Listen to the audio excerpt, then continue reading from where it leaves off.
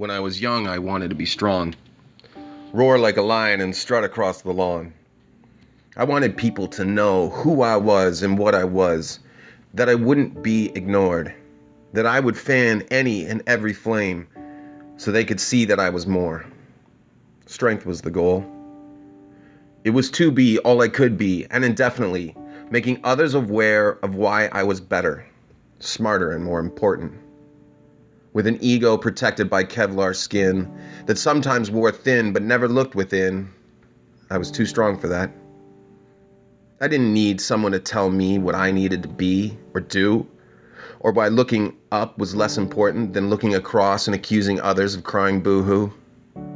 Work harder. Be tougher. Why should I help you if you're too weak not to be smarter? With your time or money or physique, the strong ones sacrifice to become unique. So be unique. Stop blaming the world, curled up in a fetal position, like you can't stand to listen and refuse to understand that your course is set by your choices and that your effort alone gains you admission to a world that hates your weakness, resents it, sees it as bleakness of imagination, the ruining of individualism, and the blessings of pursuing your dreams freely, without contradiction. When I was young, I liked to strut, tell beggars to shut the fuck up. Oh, I said it nicely, with a smile and an eye roll, and a vote for the ones who told me to be wise and let the weak stay weak. It is the strong that rule. It has always been thus, they said. Do not be fooled. For reasons beyond my understanding and convictions, this was the natural order. Humanity divided not by skin or gender or border, but something more, something intangible, a will to succeed when others would retreat. That is how the world should be. So strut and bark and be all you can be. Nothing else matters when it comes to me.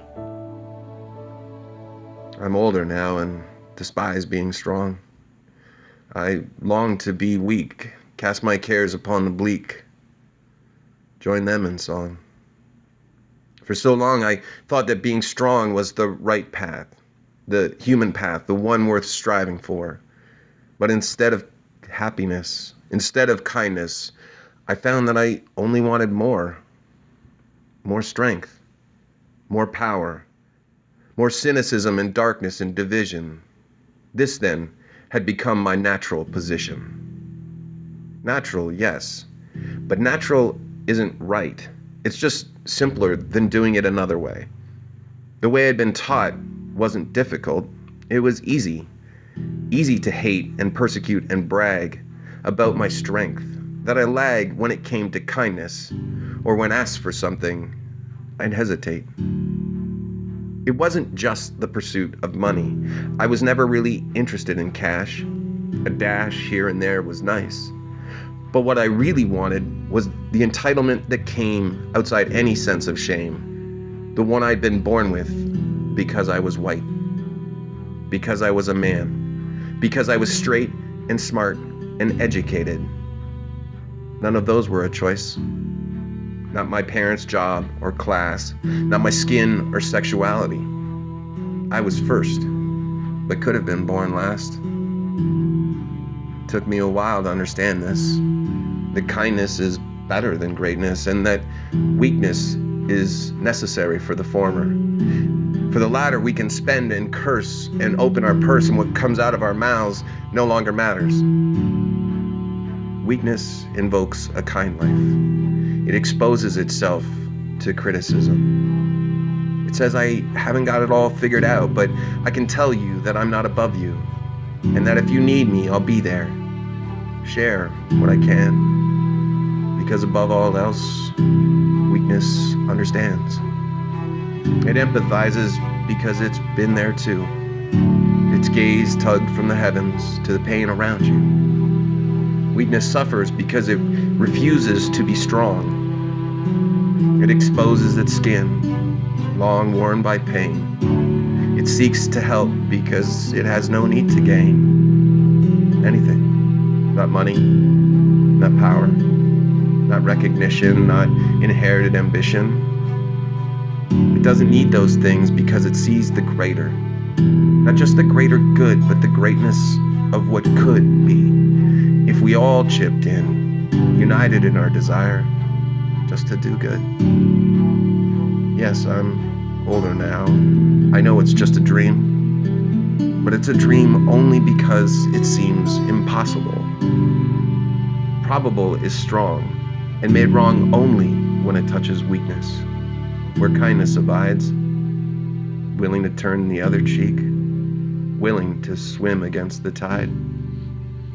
Like most of us who are older, I dream a lot these days of swimming into an ocean that was not made for such things, for such visions. Positioning myself against the current of loving myself so I can be of help to a stranger who knocks on my door, to the one who has nothing and just needs a bit more. Not blame, not excuses, just love. The kind that infuses us with a purpose and dignity not found in the manly need to be everything. I don't need to strut.